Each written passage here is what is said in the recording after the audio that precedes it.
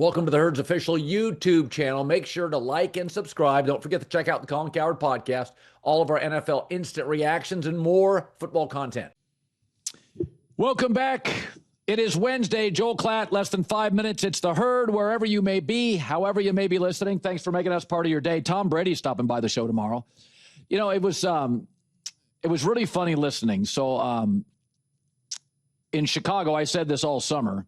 When I would listen to radio, it was Cubs, Tom Ricketts Cubs, a well-run organization in the city, and then it was Bears talk.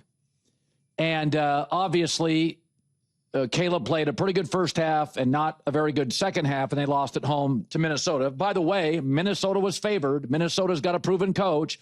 Minnesota has a better defense. Minnesota has a better organization. Minnesota, in my opinion, has a better front office. Minnesota was favored. It was my sixth favorite bet of the week was Minnesota. And my Blazing Five went 3-2. The game, I went down to the last second with the staff was Minnesota. I like Minnesota. And I didn't know what J.J. McCarthy would look like, but I just think organizationally, Minnesota's been good for a long time. They're like Kansas City pre-post Mahomes. Kansas City's been well run forever by the Hunt family, and Minnesota's been pretty well run forever. It's just the Packers have probably been better run, and they've got, you know, Lombardi, so they get more credit, and they're a bigger iconic brand in America. But you know, it's interesting. There was a caller, apparently, I think it was a radio show in Chicago that called, and he said on the air, I didn't hear it, but I read about it. It was funny. He said, you know, what we need is new media because you guys keep hyping up quarterbacks, and you guys in the media keep disappointing me. Well, let me give you a heads up on that. NFL general managers who make seven figures hit on first-round quarterbacks at about a 50% clip, and they're paid to do it. Why? It's hard. So much of quarterback success is tied to variables and the coach and the circumstances. It is not a small note that Josh Allen was drafted by a Buffalo team that had made the playoffs the year before without him. And Mahomes went 10th to Andy Reid. And Lamar Jackson was the 32nd pick, falling to a team that had the last pick in the first round. And oh, by the way, J.J. McCarthy was the 5th quarterback taken to the stable Vikings. Bo Nix was the 6th quarterback taken by Sean Payton. Aaron Rodgers drops to the stable Packers, who had Brett Favre. Dan Marino drops to the winningest coach ever, Don Shula. This is not a coincidence that so many number one picks have failed because they go to lousy GMs and lousy owners and cheap organizations. So people are freaking out about Caleb Williams. I don't know if it's going to work. But last year, I mean, look, he was on a third coach. You think it's advantage for Mahomes to go to Andy Reid and the Hunt family, and Baker Mayfield goes Hugh Jackson to the Browns? Now, Baker eventually, because he's a really talented guy that works very hard, found his footing. He even got to the playoffs and won a playoff game in Cleveland. But it's not, you know, parenting's not fair, and this isn't fair. Where you land matters. So I have said, before the season started, I said Caleb will be the best version of Caleb. I don't know what that looks like, but this is fair. Not perfect. It's still the same owners. The GM that I'm hot and cold on. They can never develop an offensive line consistently. But I think Ben Johnson will make Caleb the best Caleb can be as a pro quarterback. And that's all you can ask for. With that, Joel Klatt now joining us live. You know, I will say the criticism, Joel, of Caleb at USC from the NFL people I talked to was, you know, his accuracy is a little bit all over the map because his feet are all over the map. As somebody that played the position in college, your interpretation of some of his stuff was like layups and he missed it badly. What did you see? Yeah, I mean, I do think it's a footwork problem. And one of the things at USC was rarely was the ball out on time. And when you get to the NFL level, everything comes down to timing and spacing. Or is the ball on target and on time? And he can struggle with that because he has this belief in himself that he's going to make the play with his athleticism, which does show up, by the way, still. He still ran for a touchdown and can elude the rush and get himself in a position to go and make a play. But Colin, the more concerning part is that when he is in the pocket and he does have time, the constant missing high or being just a little bit late, that has to improve. Now, I do think it's unfair to grade him with a final evaluation in his very first opportunity to play in a Ben Johnson offense. I think you would agree with me on that. I don't know what it's going to look like during the course of the year. I would agree with you. I think it's going to be the best version of whatever he can be, but it's pretty clear to me that he's got to become a much better quarterback when it relates to the timing and accuracy with which he plays in the pocket. Because at that level, your athleticism has to be in second position. Has to be. All right, even Mahomes, he controls the game first from the pocket, and then he wows us with his athleticism outside. That's what all the great athletic quarterbacks have always been able to do, is control the game from the pocket first. You know, as long as we're on that game, you did a bunch of J.J. McCarthy games. And at the college level, he wasn't asked to carry a team. He had leads. He had the best coach. So my concern was historically, when you come from a more comfortable position in college, it's harder because that's not the NFL. It is practice is hard.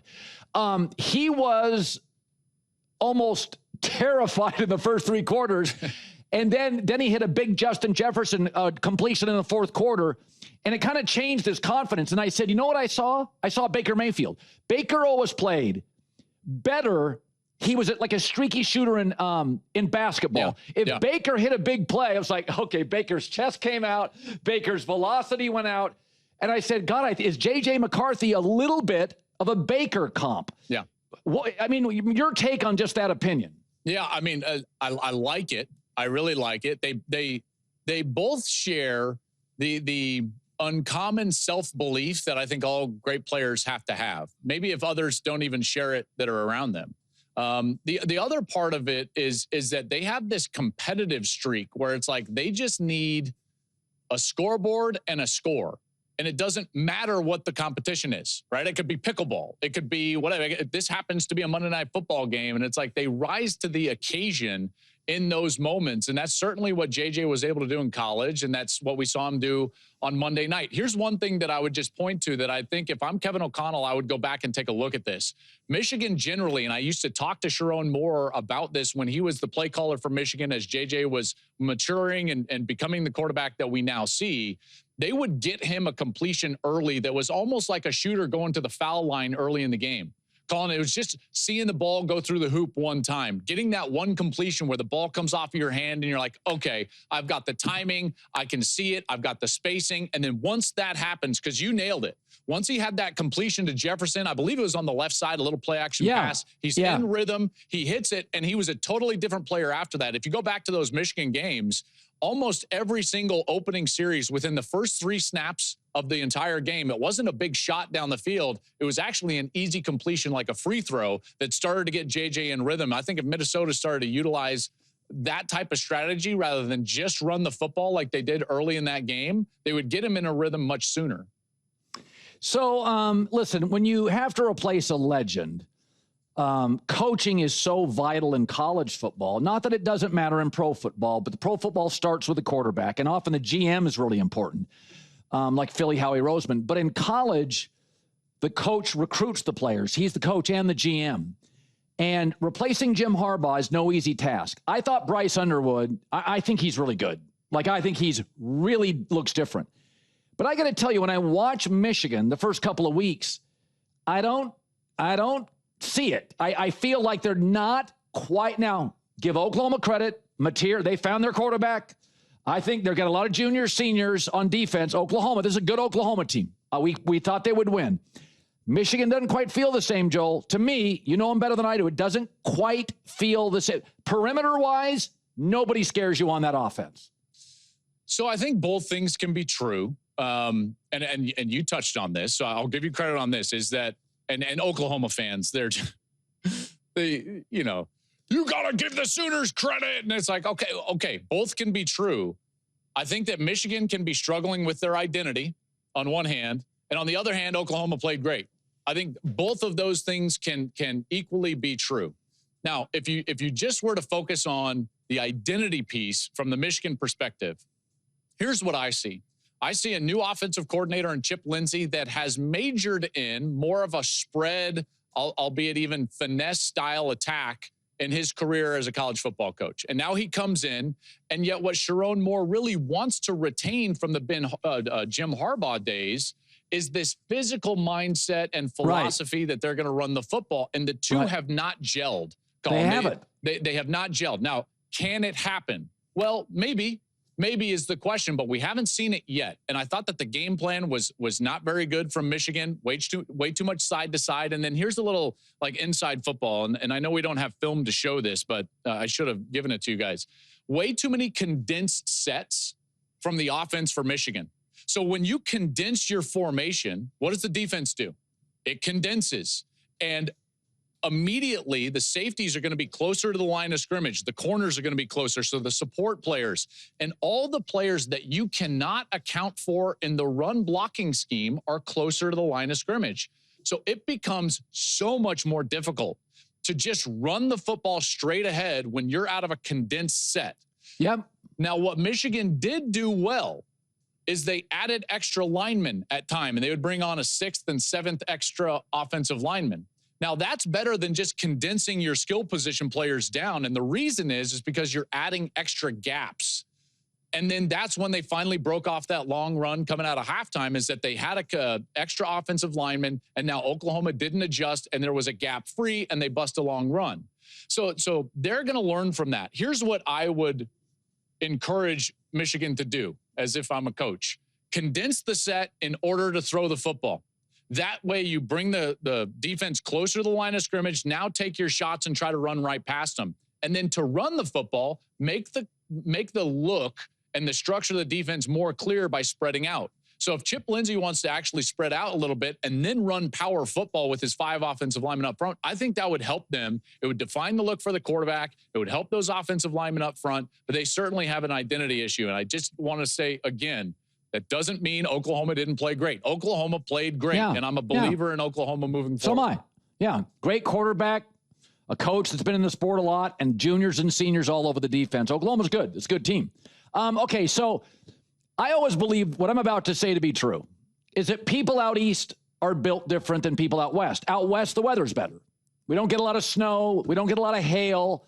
Out east, I remember when I was a kid, Big East basketball was not only better than the Pac-12, it was so much more intimidating and physical. Because there is, and by the way, when Jay Wright was building Villanova, he would go to the DMV, he'd get tough kids, their dad were cops. It is, let's be honest. Out east, you eat a bagel with cream cheese. Out west, they scoop out the carbs in the bagel. I'm sorry, it's the green plate theory. And so I watched USC. By the way, I'm sitting here with like a Southern California tan thinking to myself, yes, I'm soft, Colin. It gets below 55 degrees, and I'm like, I can't handle this anymore. So what you're saying is absolutely true at the detriment of my own personality. So one of my knocks on USC has always been Pete Carroll understood this. So practices with Pete Carroll were intense, like uncomfortable. The program has been soft. I watched, it doesn't mean they lack skill under Lane or Sark, so I watched USC this past weekend. I went to the game. They're fast, they're clever, there's misdirection, they're twitchy. It is total Lincoln Riley. You can't guess the play. All sorts of movement. And I walked out of the stadium and a USC fan came up. He said, "What do you think?" I said, "Yeah, I've seen that before." You can't go on the road in crappy weather in the Big Ten and win because you're out clevering them. See, I think I would disagree with you, though. Not in your sense that you can't just finesse teams to death, but I apologize for you not finishing your point, but I think I think USC is actually more in the right blueprint of what they need to do to win. Let me explain this to you, okay? Because I think that you'll like this a lot, Colin, and then take this to heart. If you look at the way that Lincoln Riley won at Oklahoma, it was a very specific blueprint. Okay, so if you take his head coaching years at Oklahoma and you take that as a chunk and you take all of college football, Oklahoma was #1 in the country in average yards per rush. You wouldn't think that, would you? But they were. And that was always the issue at USC, is that they never ran the ball as effectively as what Lincoln did when he was at Oklahoma. That's what allowed Baker to be Baker and Kyler to be Kyler and Jalen Hurts and so on and so forth. And now, guess where USC sits after 2 games? Number 1 in the country in rush yards per attempt. Now, the brilliance of Riley is that he married that with a passing game that was also elite at Oklahoma. In fact, Baker Mayfield finished 3rd in the country throwing the football his last year and en route to a Heisman championship or Heisman trophy. Guess where Maeva is right now? 3rd in the country. So I would actually argue that this is the blueprint. This is the Riley blueprint for how you win. They ran it better Caleb's first year than they did his second year, and then they leaned too heavily on the pass. If they can run the football well, this Wayman Jordan guy can run it. He's the JUCO National Player of the Year. He comes in. He's been really good at running back. I'm actually bullish on USC. I think it's one of the more underrated teams in the country. They lost close games a year ago, and I think they're going to surprise some people over the next few weeks. By the way, Sark got a little edgy. So we were saying it this week. J-Mac disagreed with me, but football is a sport where guys wince all the time. Nobody plays clean. College football, high school football. As I was throwing darts all over this field in high school football, I would wince occasionally because of the level of violence of football, right? You remember those days. So my point is, Arch Manning during the game for Texas winced. And one of the reporters asked Sark, he looked uncomfortable. And if I was Sark, instead of getting defensive, I would have said, it's football. Like, my players are uncomfortable all the time. But I did feel like the press conference with Sark, it got a little edgy and didn't need to. And I'm asking you, do you feel the pressure at Texas this year? I do. Watching Sark, I feel that Sark feel the donors. There's a lot of, you look at, here's the Sark sound. I'm going to play it for you. This to me didn't need to happen. Here it is. Arch Manning seemed to be having some throwing pains by the According to quarter. who? Arch said that to you? No. Oh, according to who? It just looked like he doesn't have any. Is there an explanation to why it looked like that? I don't know. I've never filmed any of you guys when you're using the bathroom, so I don't know what faces you make when you're doing that. Odd, whatever. But I guess my point is, Texas is a pressure cooker. Yeah. And I had a coach tell me this one time. He said, the hardest place to play is with an impulsive owner in the NFL. The second hardest place is Texas. Mac Brown had to massage those donors every day. What do you make of Sark, the pressure, and Arch?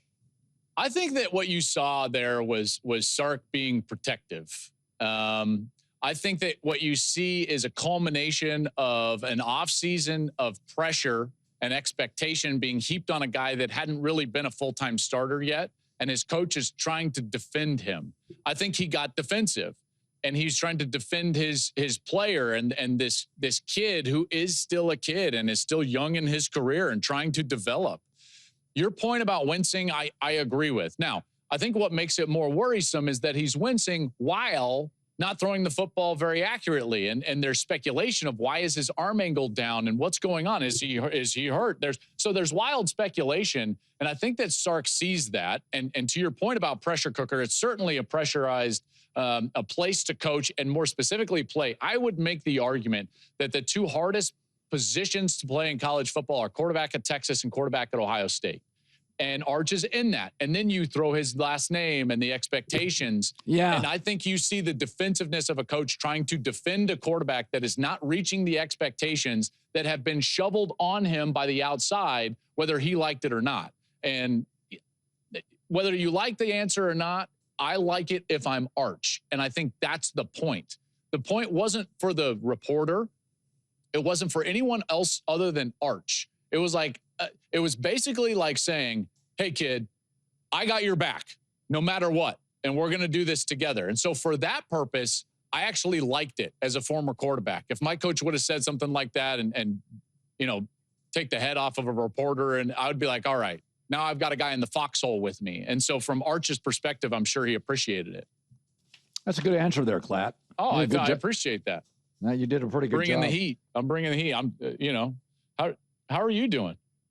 Oh, good. I'm looking at your top 10. I don't have any problems with it. I mean, hey, you shouldn't. You know the team that I think is really good? Who? Oregon.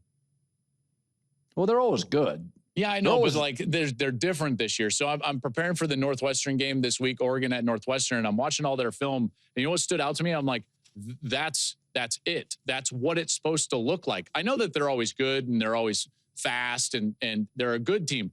This is a team that's constructed that could be a great team. I think Dante Moore is a step up from Bo Nix and Dylan Gabriel, both draft picks, both really good players.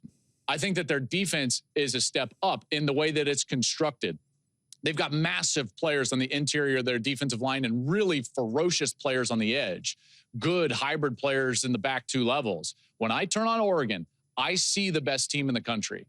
And I'm just saying right now that looks like a team that could win it all this year. You know, it is remarkable, and maybe I say this pridefully because I worked in the state of Oregon. It is unbelievable that a state that has maybe 3 elite high school football players a year, I mean, that's it. It's tucked up in the corner. That, they don't have a 100,000 seat stadium. They have a very, very wealthy donor who's all into their track team, their basketball. It's not just football, but it is remarkable in this country. Generally, the great programs, Georgia or a Texas or a USC or Ohio State, you come from these rich recruiting grounds. I always think that about Oregon. It is unbelievable. If I'd have said, 30 years ago, you're not going to believe this. Oregon may be the 3rd best program in the country.